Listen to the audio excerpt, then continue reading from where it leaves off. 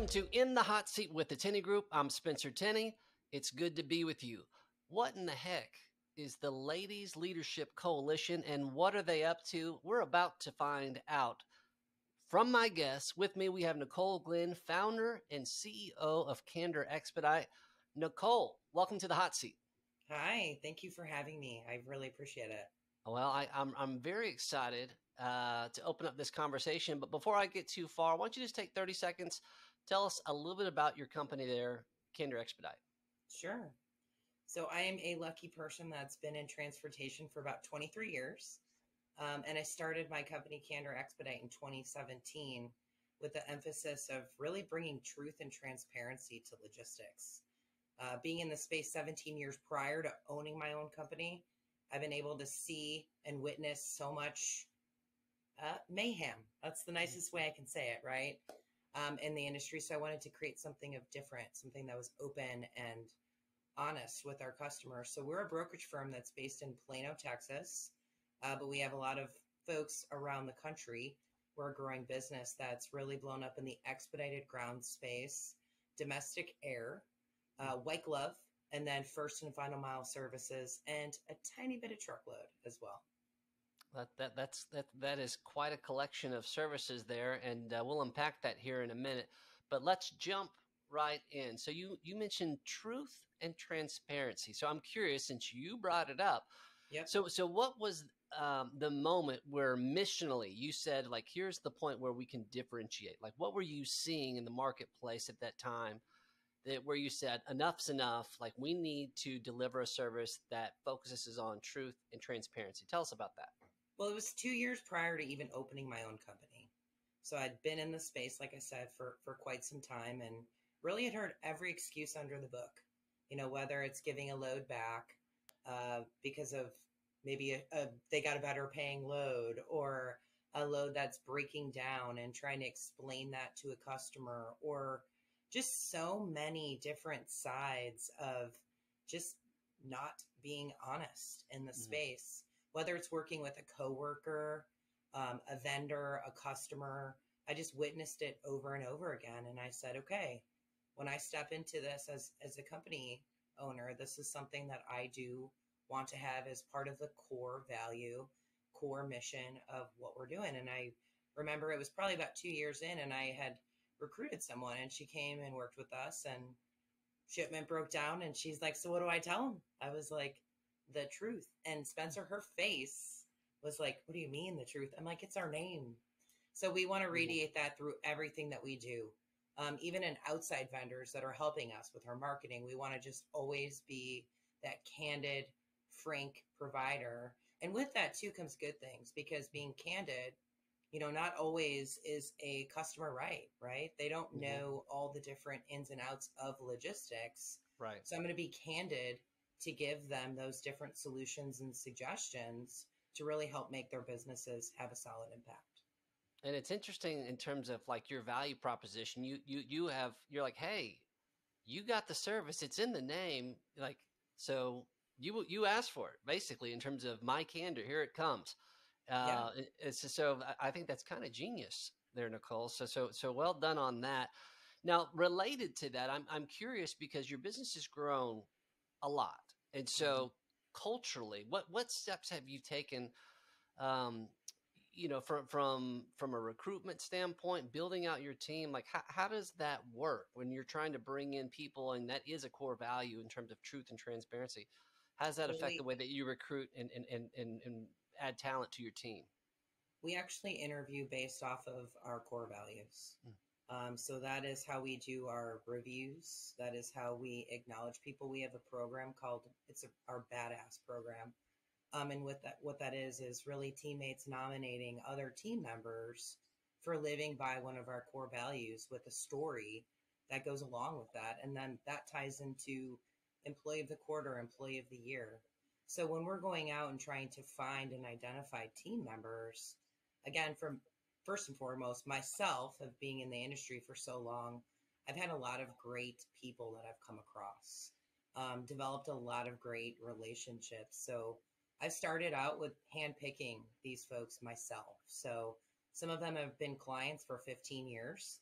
I actually have 3 of them that are clients that had worked in logistics for that long or even greater and had solid working relationships with. And so I think that candidness too that comes from the company, even though we have some folks remote, I'm getting on video, I'm telling them what's going on. We have round tables for people to come in and talk about maybe something that can be improved in the company.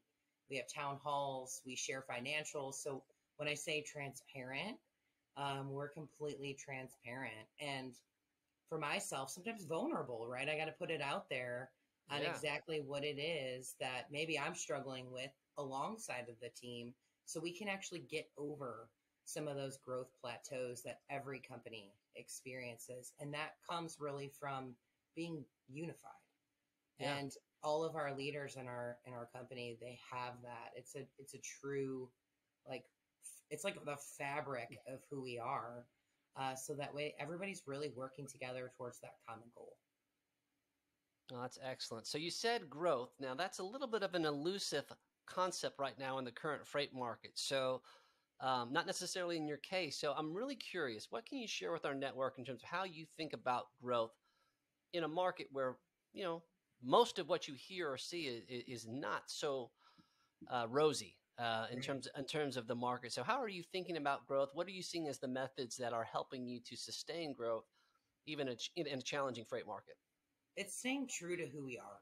Hmm. So even though I threw out all those different services, they all touch each other. They're all like intertwined. So it's really staying in that lane and trying to focus in on those specialized services. But then it's also educating potential shippers on, what they just came off of.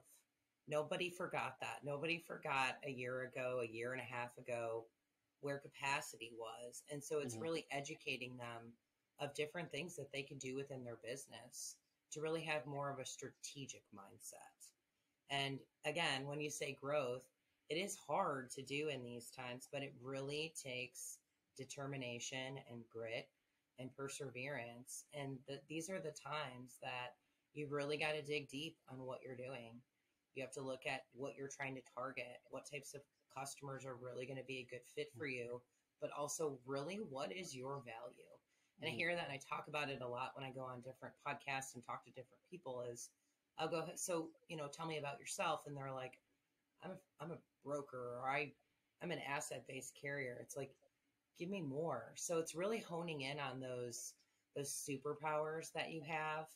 And then pulling that out of a potential company that you could talk to and grow with. And then once you start showing that you really are what you say you are, Hmm. asking for more of those, in-depth strategic conversations to help you lift your company. I think I mean, that's really good insight. I want to back up because you mentioned something in terms about educating your clients, and what's in terms of what's happening and what are the benefits of that. And I'm really curious specifically as it relates to, you know, getting with your clients about an expedited shipping strategy. Like, what do your conversations currently look like as you are trying to bring value to folks on the shipper side that want to execute a expedited shipping strategy, but like what are the questions that you're hearing? What are the issues that you're trying to solve for? Give me a little perspective on Color on that.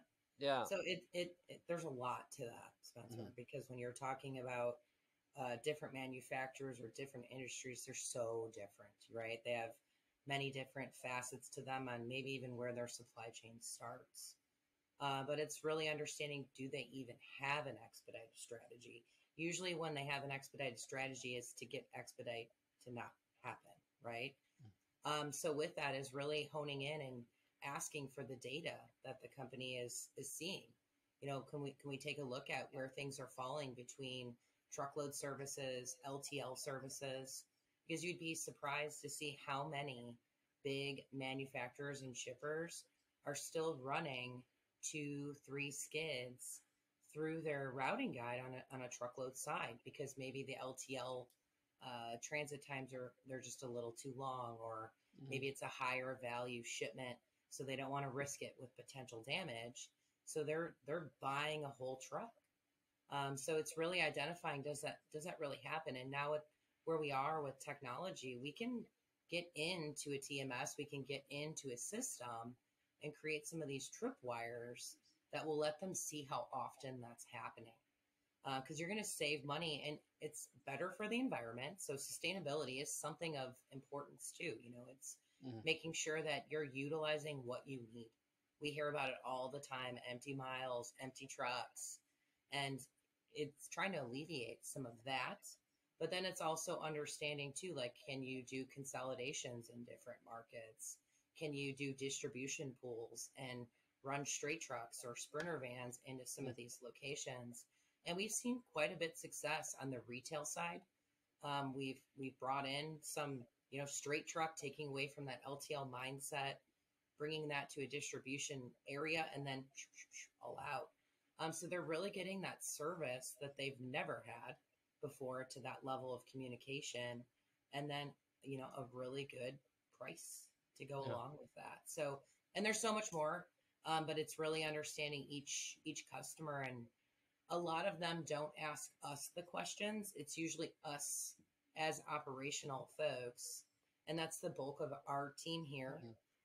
We do have sales reps, but most of the people have been in the operational side, so they can make different suggestions that are not traditional, to really understand what are the best methods for inventory management, routing, shipping. So I could talk on this the whole show. Well, let me just pause there for a second, because the expedited service, it's not for everybody. A lot of folks resist it because it's a challenge, right? So so what do you think are some of the greatest misunderstandings about the expedited component of what you do? It doesn't have to be expensive. It can have a strategy that actually is going to give you a cost savings. So that's the biggest one. Everyone thinks it's going to be $5,000 comes to mind, for every shipment, and it's really not. You can utilize it for a portion of routing. It can be something where it's going to hit a market, and then you're just going to do that final mile with an exclusive sprinter van or straight truck. So it's really that, that. Again, another one is that it does happen a lot in companies, and it is a big secret because it can be tied to a mistake. So I think that is part of it too, where someone doesn't really want to go, I had to expedite that. It's a dirty word almost in the industry at times. There's one thing that you said, and I'm just curious in terms of the ESG component. I mean, you're kind of like to what degree is that a part of the shipper's decision-making process as they're considering solutions, and then how are you integrating that into whatever solution you're providing? You're going to have to elaborate on ESG. Just sustainability, like just the whole corporate mandates around sustainability. And so I'm wondering, you mentioned it. So are you mentioning it because that's in response, like that's a high priority to what they're asking for, or is that just something that you naturally do? It's just our part. It's something that we should be doing. And as our company grows, I'm sure that will be something that we could take that data and break that down to see what that difference would be in the carbon footprint arena of the world. But as of today, it's just for me, and when I look at my life, even recycling something simple, there are things going on in our world. And so it is our responsibility that if we can eliminate anything, even without trying to track it or get a corporate incentive upon it, it is important to do. Well, that's good stuff. So let me transition. I teased as we came out the box here about the Ladies Leadership Coalition. So first, tell us what it is and what is the genesis of this group? Yeah, so I started this group about 2.5 years ago, really when the pandemic had really kept us all in and everyone was kind of itching for communication and learning. I went, this is a great time to really develop myself further as a leader, as a business owner.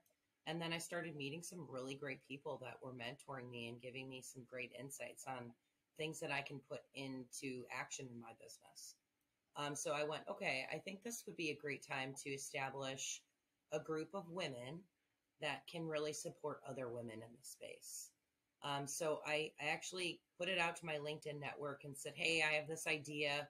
who would want to apply. And I had over 70 candidates that wanted to be co-hosts on our podcast and our panels. So I went through and interviewed all these people, and we have a total of 6 women in logistics. So all different walks of life, intermodal. We have a lady who does consulting services for women to start their own brokerages. We have marketing, recruiting. We have flatbed, and then obviously on the expedited side. But we don't really go into the actual movement of freight. We don't really talk about freight a lot. We're talking about what are those next steps that people can take in their careers. What have entrepreneurs learned by working together, and hopefully give people insight on how they can kind of step over those bad spots of our lives, those learning lessons, to give them, that ability to kind of become a voice, put themselves out there, be a little audacious, and ask for those next roles. So we've hosted different panels. We've had great guests on, and it's been tremendous to see really the development of women in transportation in general. So starting in the year 2000, it was always like me and maybe one other female that would be in a company, or it would be maybe 4 of us at a conference of 900 men for a very long time. So I love the fact that there's been such a change to that, an evolution to the industry.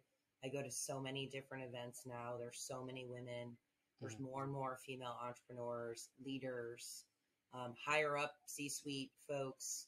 And so I just want to give back from what I've gotten to see if we can, maybe inspire someone to take those next steps. And I was at a conference, at the WeBank conference, because I'm a WeBank owned business. And this lady came up to me. We're sitting at a round table of all these shippers that she can go sell. And she's like, Nicole. And I didn't know her. And she's like, I've been listening to your podcast and I've implemented this and implemented that.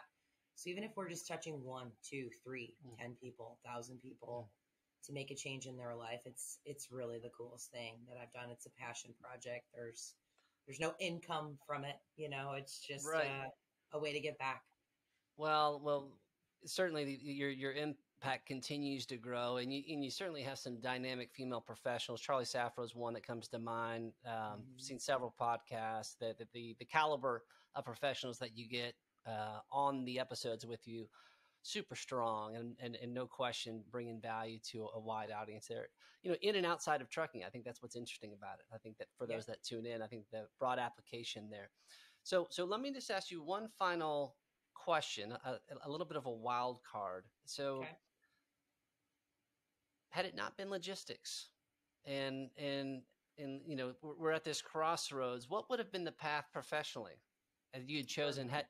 For you, had you not somehow showed up in a logistics office 20 years ago, where would you be today? Ooh, so hard to say. Even at the age of 17, I wanted to be an entrepreneur. So I was always pitching my dad on buying some franchises. And he always shot me down. For sure. He's like, I'm not giving you my retirement money to do that. So, I mean, I don't know, something in the business sector, but from all of my involvement with logistics and my degree in marketing, I love marketing. So I always say when I grow up one day, I want to be involved with more things of brand building, because I really do get excited by that. Even our teams making videos. I was watching one before I came on, I'm watching my team do this and I get giddy.